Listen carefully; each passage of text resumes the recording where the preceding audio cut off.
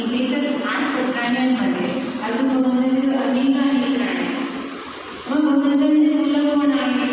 साप आहे, अनिरुद्ध आहे, वृद्ध आहे, भगवंताची आई वडील आहे.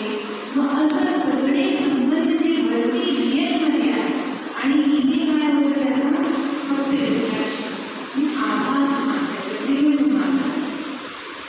म्हणून आपल्याला थोड्या वेळासाठी काय वाटतं? हे माझंच नाव हे माझंच घर, ही माझीच रियालिटीमध्ये कोणी बनता थोड्या वेळात काय 30 वर्ष आता आपण आईकडे आहोत तर किती वर्ष 20-25 वर्ष आईकडे राहतो तेव्हा